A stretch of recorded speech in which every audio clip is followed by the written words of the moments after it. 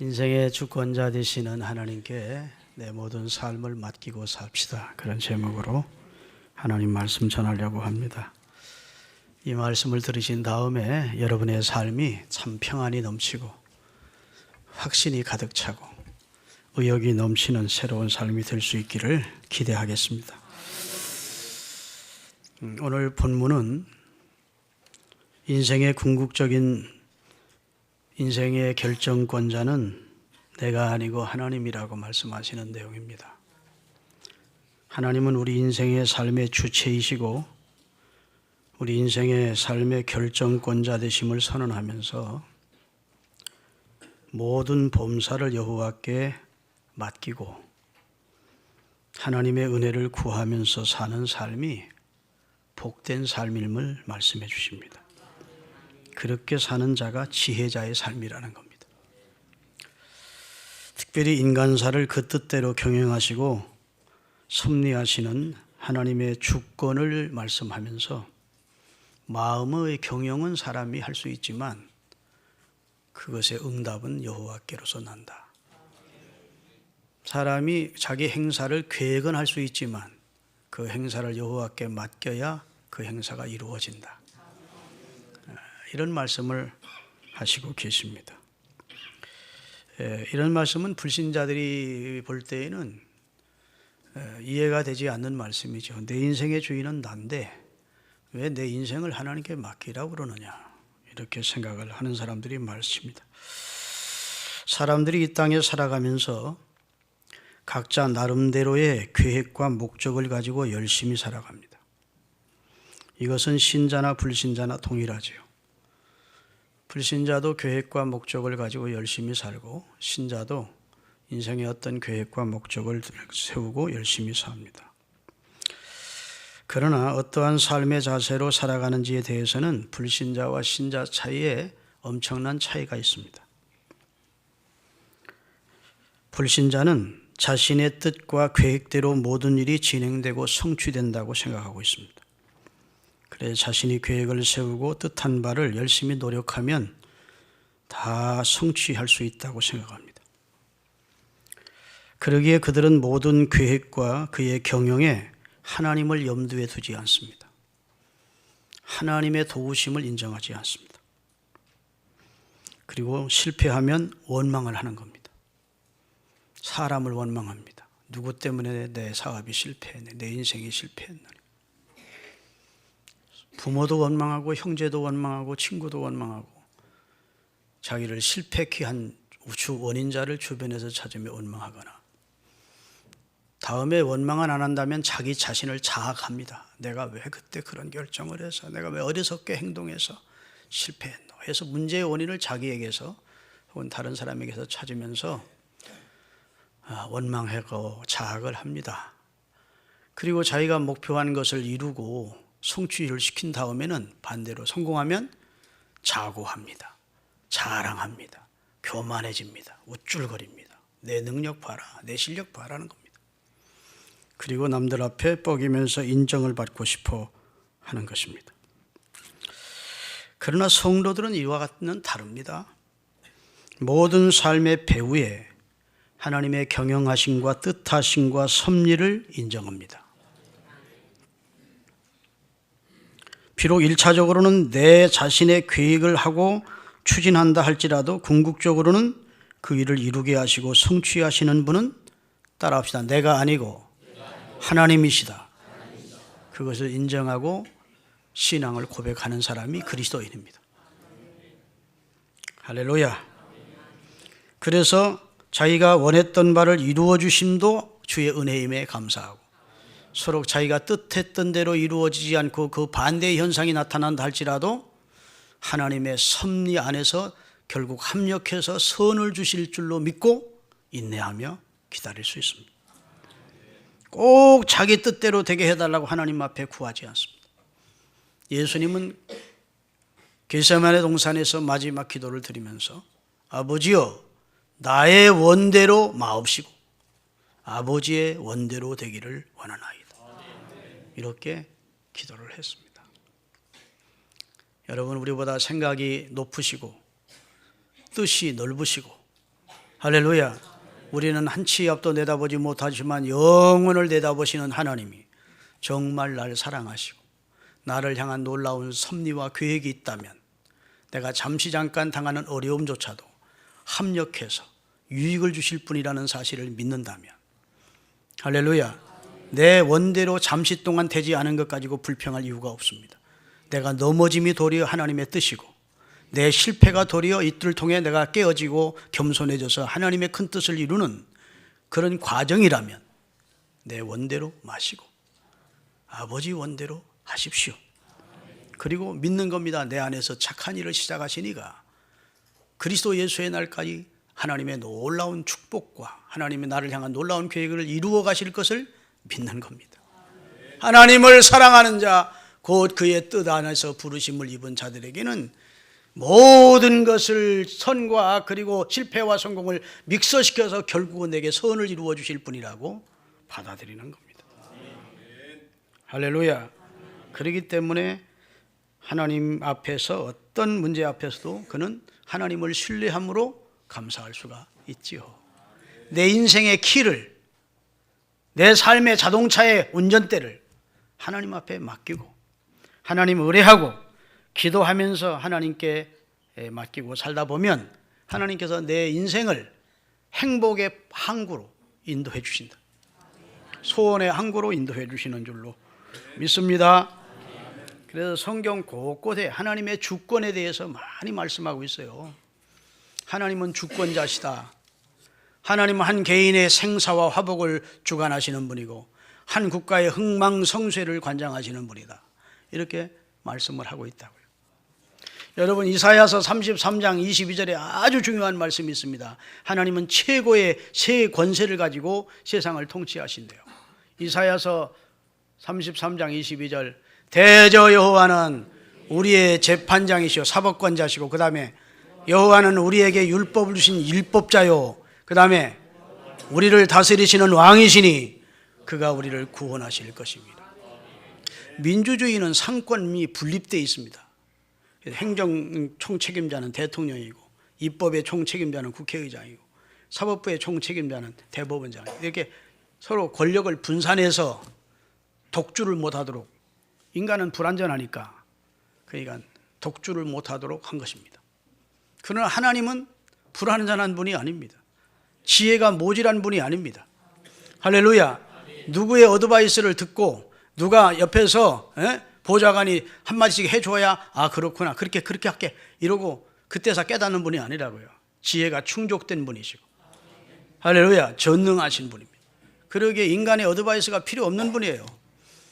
아멘. 인간의 조력이나 천사들의 조력이 필요한 분이 아닙니다.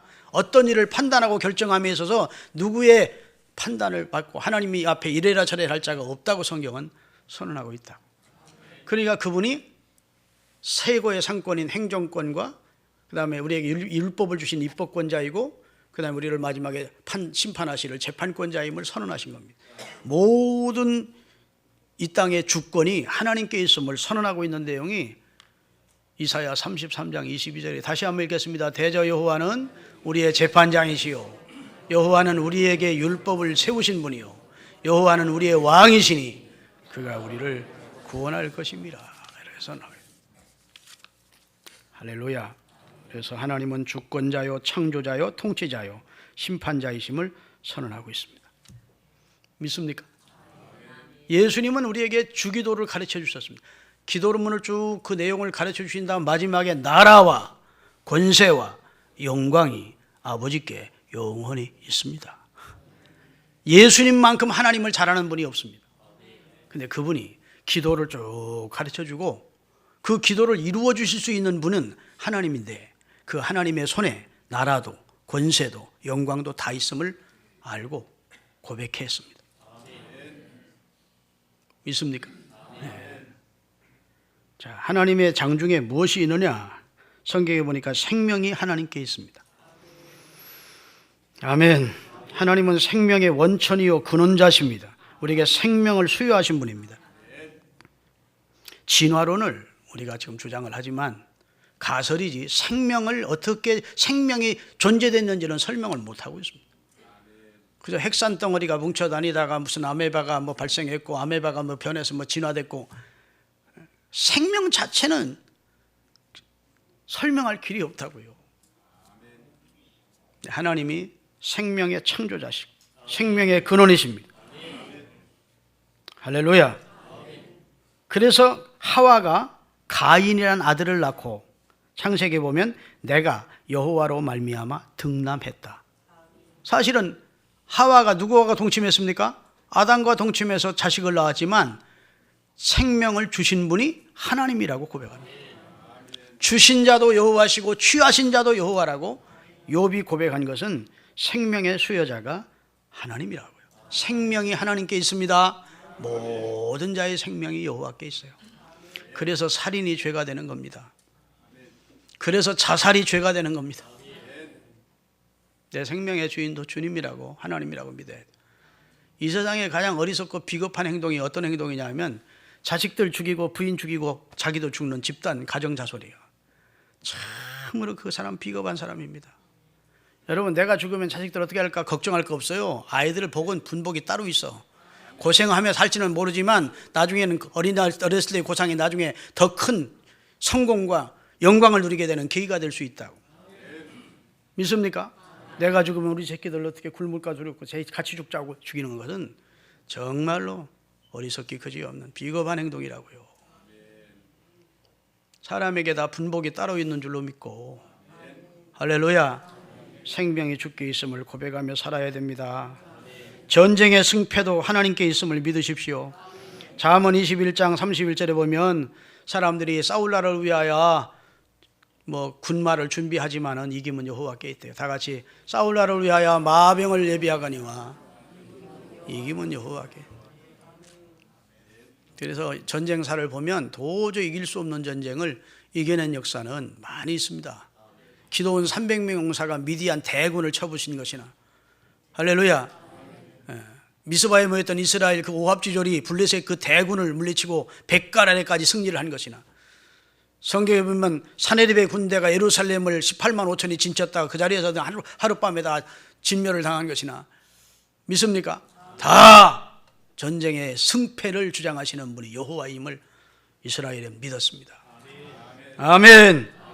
부귀와 축복이 하나님의 장중에 있음을 믿으십시오. 역대상 29장 12절입니다. 다 같이 읽겠습니다. 역대상 29장 12절.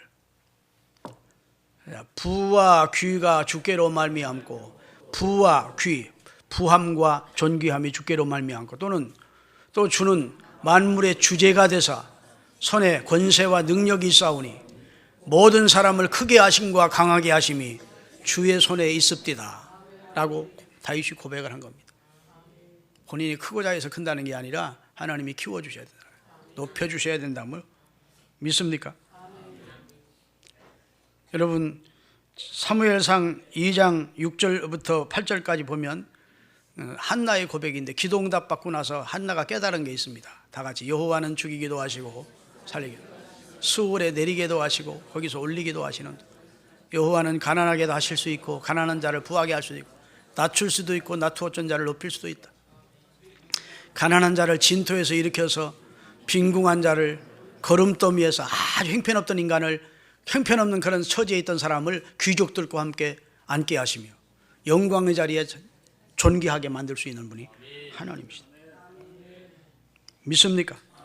그런 분이 하나님이요. 또 성공과 실패가 하나님의 주권이 있습니다. 믿으시면 아멘. 옛말에도 모사제인이요 성사제천이라는 말이 있어요. 사람이 계획을 세우고 모사를 낼 수 있지만 그것을 성취시키는 자는 하늘이다 그래요. 그런데 막연히 하늘이에요. 그 유교에서는 전능하신 여호와 하나님을 모르니까 하늘이라고 그랬어요. 그래서 역천자는 망하고 순천자는 흥한다 하는 말도 그냥 하늘의 뜻에 거여가면 망한다는데, 막연한 하늘이 아닙니다. 창조주 여호와 하나님의 뜻에 따르면 흥하는 겁니다.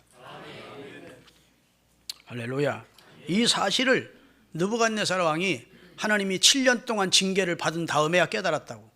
그리고 고백하기를 따라합시다. 다스리심이 여호와께 있나이다. 자기가 세계 최고의 왕인 줄 알았는데 자기보다 더 높은 왕이 계시다는 걸 깨달았다. 그분이 이스라엘의 하나님 여호와임을 알고 여호와를 자신의 구주로 고백하는 내용이 성경에 기록이 되어 있습니다. 할렐루야. 그 다음에 여러분, 구원도 여호와께 있습니다. 요나서 2장 9절입니다. 우리가 누구를 구원하겠다고 그 사람을 구원할 수 있는 게 아니에요. 그 사람을 구원하시는 이는 말씀과 성령이 그 안에서 역사하셔야 구원받는다고. 같이 읽겠습니다. 나는 감사하는 목소리로 주께 제사를 드리며 나의 소원을 주께 갚겠나이다. 구원은 여호와께 속하나이다. 구원은 하나님이 해주시더라는 거예요. 여러분 남편 교회까지 앉혀놓을 수는 있지만, 그래서 앉혀놓는 것까지만 여러분이 할 일이고, 그 사람을 감동시키고 예수를 주로 영접하게 하는 것은 하나님 몫입니다. 하나님이 구원이에요. 그래서 기도가 필요한 겁니다. 교회를 모시라 놓는 것도 중요하지만 끊임없는 남편을 위한 혹은 믿지 않는 자녀를 위한 기도를 해놓고 교회에 나와야 교회에 나온 첫날 성령의 역사로 깨어지기도 하고 새롭게 되는 역사가 나타난 줄로 믿으시기를 바랍니다. 할렐루야. 근데 성경에 보면요, 특별히 잠언서에 지혜의 소용함을 굉장히 강조한 책이 이제 잠언입니다. 우리가 사모할 그 어떤 것보다 지혜를 더 사모하라는 겁니다. 지혜보다 더 좋은 게 어디 있느냐는 거예요. 지혜 없으면 돈 벌어도 하루아침에 다 달릴 수 있어요. 권력 얻어도 다 하루아침에 이룰 수 있어. 공부는 많이 했는데 지혜 없는 사람이 어리석게 되는 경우가 참 많이 있음을 봅니다. 그렇죠? 그래서 성경은 여호와를 경외함이 지혜의 근본이래요.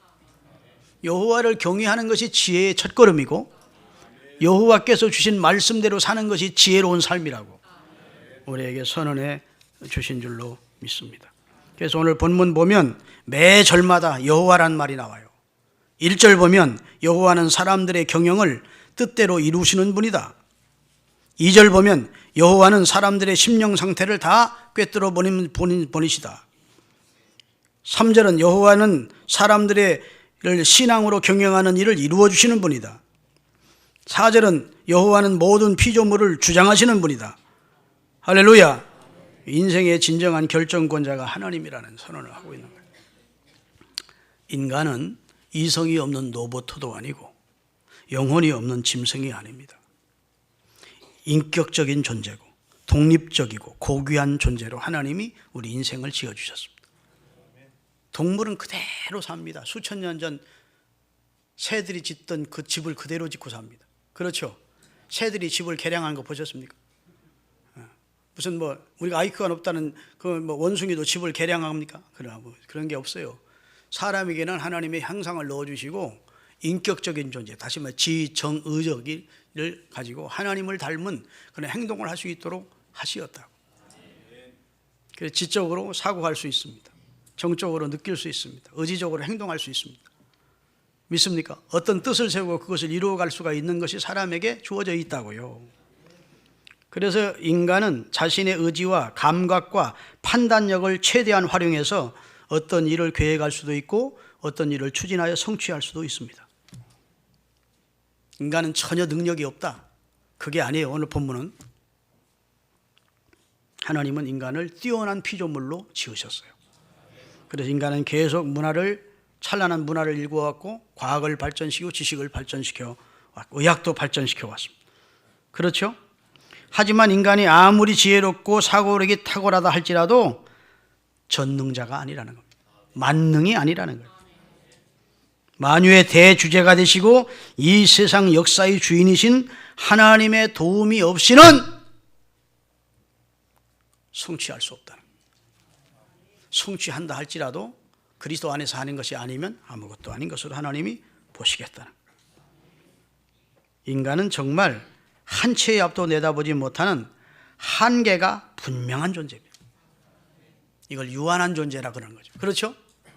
인간은 1분 앞에 자신 앞에 무슨 일이 있을지 모른다. 1분 앞에만 되어질 일을 안다면 아마 교통사고 당할 사람 없을 겁니다. 재난을 만날 사람이 없을 거예요.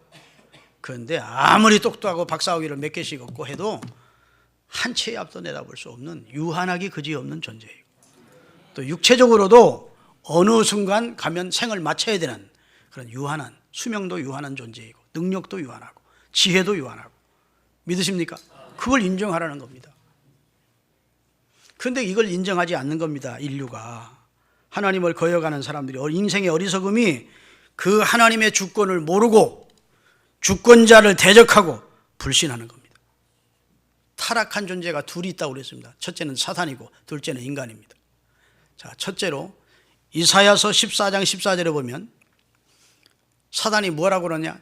내가 구름 위에 올라가 지극히 높으신 이와 같아지리라. 비기리라. 아멘. 자, 하나님은 창조주시고 사단은 뭡니까?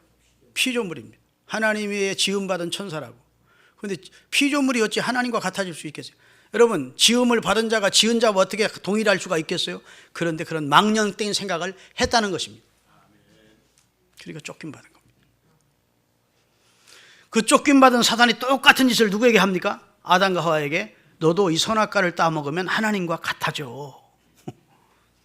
친구 만드는 겁니다. 나 혼자 타락했으니 너무 속상하니까 너도 타작해라. 눈이 밝아지고 하나님과 똑같아지는 것을 하나님이 두려워해서 먹지 말라고 한 거야. 그리고 인간을 범죄케 한 거예요. 그런 후손들인 얼마 있지 않아서 후손들이 신할 평지에 바벨탑을 쌓으면서 창세기 11장 2절부터 5절까지 자자 그래서 합니다. 한번 읽어보십시다. 이에 그들이 동방으로 옮기다가 신할 평지를 만나 거기 거류하며 서로 말하되 자 그 말은 자 해보자. 벽돌을 만들어 견고히 굽자 하고 이에 벽돌로 돌을 대신하며 역청으로 진흙을 대신하고 또 말하되 뭐? 자 하나님 없어도 괜찮다. 우리끼리 자 이제 성읍과 탑을 건설하여 그 탑 꼭대기를 하늘에 닿게 하여 하나님 이름 내자. 우리 이름 내자. 우리 인간의 이름을 내고 온 시민에 우리가 흩어지지 말고 여기서 똘똘 뭉쳐 살자. 하나님은 천지만물을 창조하신 다음에 생육하고 번성하고 땅에 충만하라고 흩어져서 번성하는 삶을 살아야겠는데 다 하나님의 뜻과 거역되는 계획을 세웠다고. 하나님이 성경에 보니까 오늘 우리가 교동문 읽었지만 하늘에 계신 자가 웃으셨는데 그냥 좋아서 웃은 게 아니고 저들을 비웃었다고 그랬어요. 인간의 도모가 하나님 보시기에 어리석기 그지 없어서 하나님 하고 허리를 찼다는 겁니다. 아니 피조물이 주제 파악을 못하고 저 어찌 저를 하고 하나님이 안타까워했다는 거예요. 아멘. 지음을 받은 자가 지은 자와 도전이 됩니까? 그건 근원이 자체가 조물주에게서 왔는데 그런데 지금도 21세기 지금도 인간은 계속 주권자이신 하나님을 거역하고 하나님을 도전하고 하나님을 인정하지 않고 하나님과 맞서는 그런 어리석은 짓을 인간이 하고 있는 겁니다. 할렐루야. 여러분, 이 하나님에 대한 바른 인식을 가지고 사시기를 예수님의 이름으로 축원합니다. 할렐루야. 인간이 자기 자신을 믿는데 성경은 그것도 어리석은 자라며 어리석은 자는 그 자신을 믿는데 왜 우리가 자신을 믿어도 안 되느냐? 성경은 우리 인간은 늘 마음과 생각이 변하기 쉽고 불안전하기 때문에 스스로 자신을 신뢰하는 것도 어리석은 것이래요. 이 세상에 믿을 수 없는 게 납니다. 변덕스러운 게 나고 그렇죠? 진짜 한계가 있는 게 나고 너무 변화무쌍한 게 나고 약한 게 나요. 나를 믿는다? 이거 어리석음입니다. 인간의 능력과 한계를 믿는다? 그 어리석음이라. 마음의 경영은 사람에게 있어도 말의 응답은 여호와께로서 나누니라.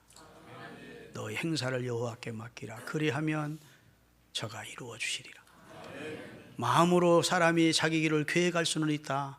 그러나 그것을 이루어 주시는 분은 하나님이다. 성경에는 참으로 악한 사람 한 사람을 얘기를 하고 있습니다. 야고보서 4장 13절을 띄우겠습니다.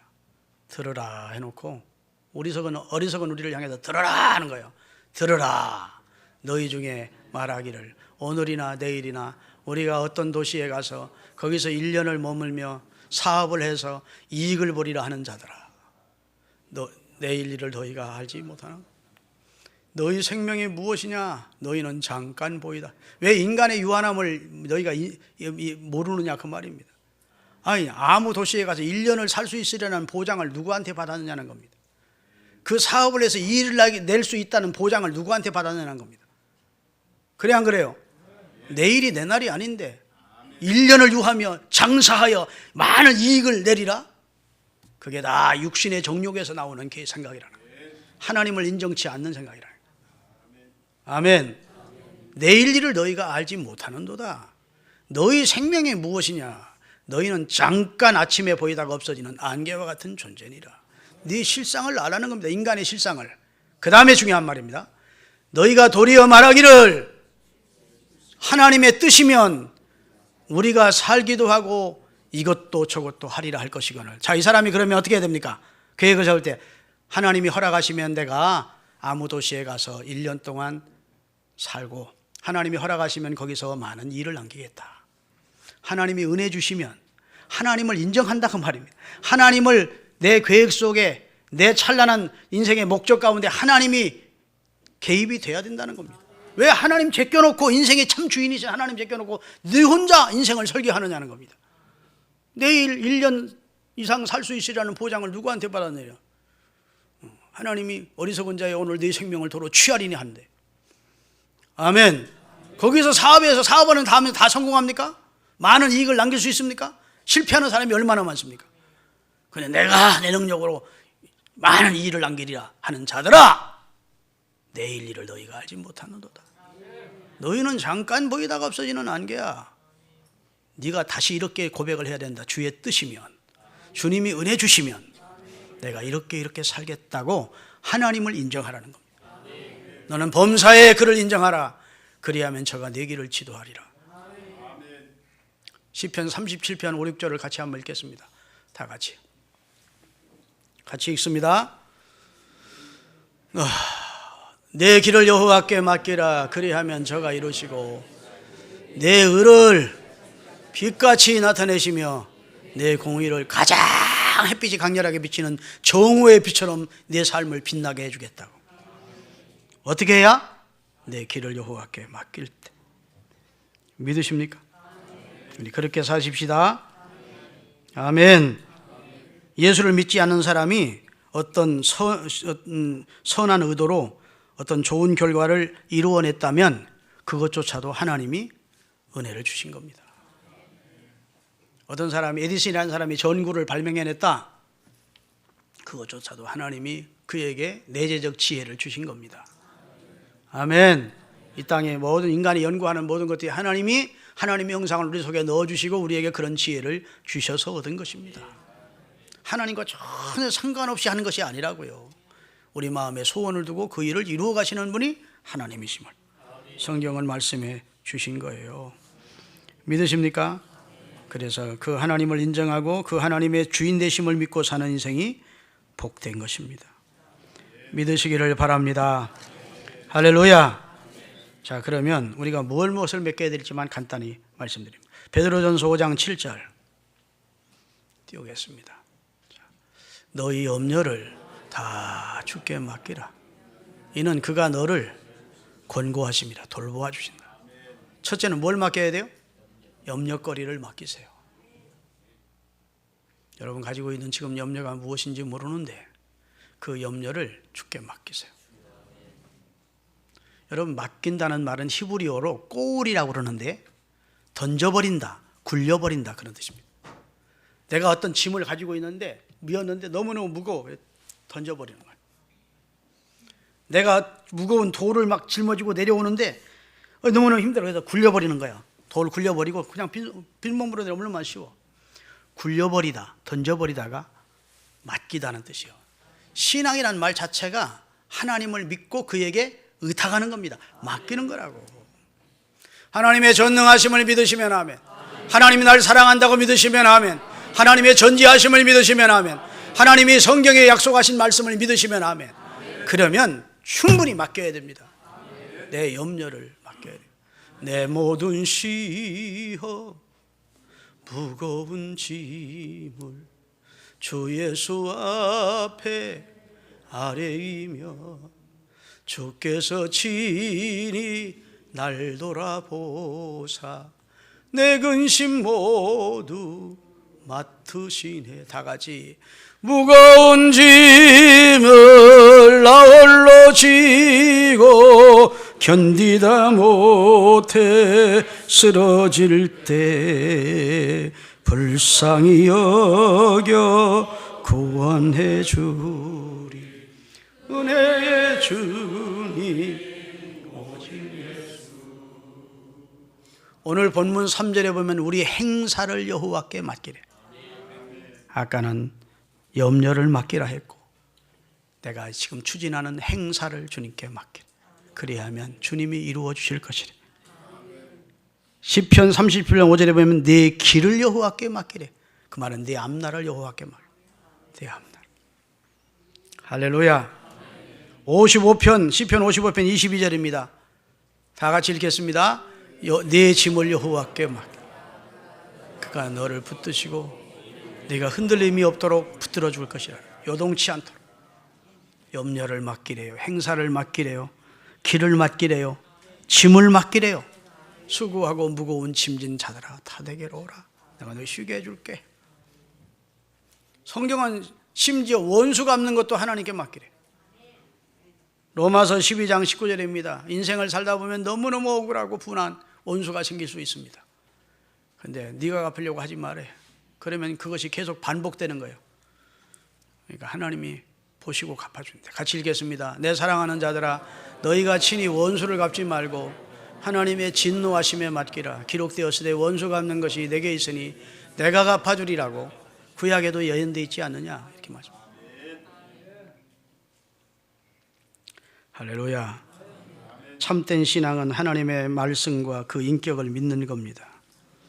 그의 말씀을 믿는다는 것은 성경에 계시된 하나님의 능력과 지혜와 사랑과 권능과 그의 역사를 믿는 겁니다. 아멘. 빌립보서 4장 6절 마지막으로 읽겠습니다.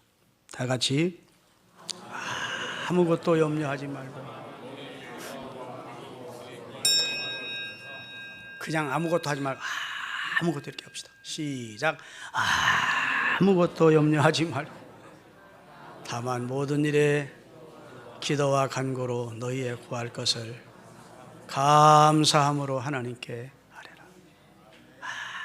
아무것도 자녀 문제 앞날 자녀의 앞날 염려하지 말고 아멘.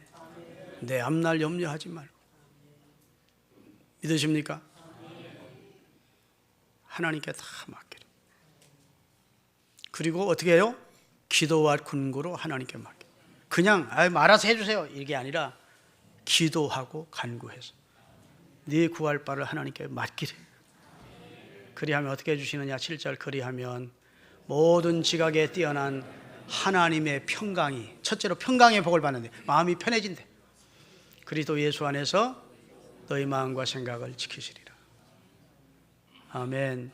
요한복음 14장 1절에 보면 너희는 마음에 근심하지 말라. 하나님을 믿으니 또 나를 믿으라. 예수 믿으면 첫 번째로 오는 축복이 마음의 평안입니다. 근데 아직도 예수를 믿으면서도 마음의 평안을 경험하지 못한 사람이 있다면 복음이 무엇인지를 제대로 접한 사람이 아니에요. 오늘 여러분 이 말씀이 복이 되시기를 바랍니다. 여러분이 노력하고 고민하고 걱정한다고 여러분의 키를 한자나 더 할 수 있느냐고. 없다는 거. 불가능한 염려 왜 하느냐는 겁니다. 너희 염려를 다 주님께 기도와 간구로 맡기래. 할렐루야. 자, 근데 기도를 하는데 예를 들어 여러분이 자식을 놓고 기도를 합니다. 근데 자식을 놓고 기도하는데 늘 단거리로 이렇게 짤막한 기도를 하지 말라고요. 주님, 우리 자식 고등학교 이런 고등학교 여기 고등학교 들어가게 해주시고 그 들어가서 그 다음에 여기 대학 들어가게 해주시고 그 떨어지면 큰일 나는 줄 알고 주님이 기도 안 들어주셨다고 생각 불평하고 그러지 말고 주님 내 아들 큰아들의 앞날을 주님께 맡겨 주님의 교회의 귀한 일꾼 되게 하시고 할렐루야. 내 둘째 아들 주의 귀한 일꾼 되게 하시고 하나님의 영광 드러내게 하시고 다른 사람에게 해를 끼치지 않고 유익을 주는 자로 살게 해주십시오. 주님 믿습니다. 주님 내 기도를 꼭 들어주실 줄로 믿습니다. 이렇게 맡겼으면 그 아이가 잠깐 넘어짐이 있고 실패가 있어도 하나님이 그 궁극적인 기도를 이루어주는 하나의 과정이라고 믿고 평강을 잃지 말라는 겁니다. 내가 기도할 때도 하나님은 결국은 내 아들에게 귀한 은혜를 줄 것이다. 내 아들을 귀하게 세워줄 것이다. 하나님, 내 앞날을 주님께 맡깁니다 하고 하나님 앞에 정말 믿음을 가지고 기도를 했거든. 마음의 평강을 누리라고요. 아유, 어떡하지, 큰일 났네, 뭐 이러지 말고 다 하나님께 맡. 자, 이제부터 주님께 맡기고 삽시다. 외법 분들하고.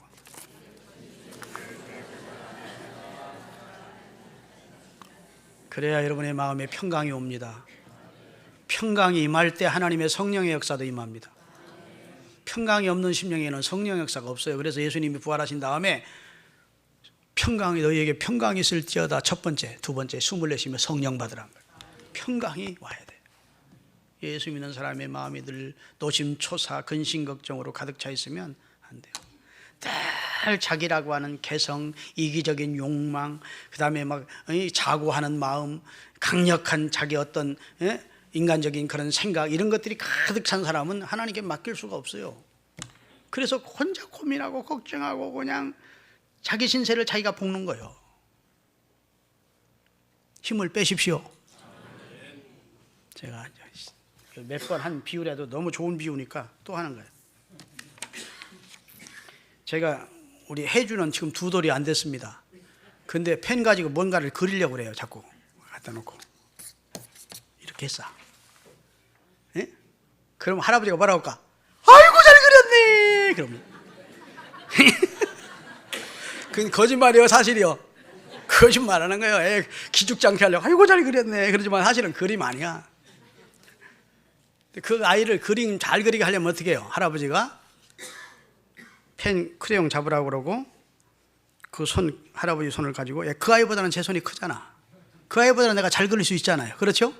딱 그 손을 잡고 그리고 그려줄 수 있습니다. 그런데 우리 혜주가 손에서 힘을 빼지 않고 막 그랬다면 제대로 그릴 수가 없을 거예요. 그렇죠? 근데 그 아이에게 부탁하는 게 하나 있어. 할아버지가, 야 혜주야, 손에서 힘을 빼. 힘 빼. 살짝 잡아. 크레용 살짝 잡아라. 그래 놓고 그리면 내가 이렇게 그림다운 그림을 그려서 이렇게 그려낼 수가 있잖아. 아니, 끌적끌적해도 이렇게 그려낼 수가 있다고. 우리가 신앙이라고 하는 것은 자꾸만 내가 뭘 해보겠다고 할 때 마음의 불안과 근심과 초조와 걱정, 근심이 없어질 않아요.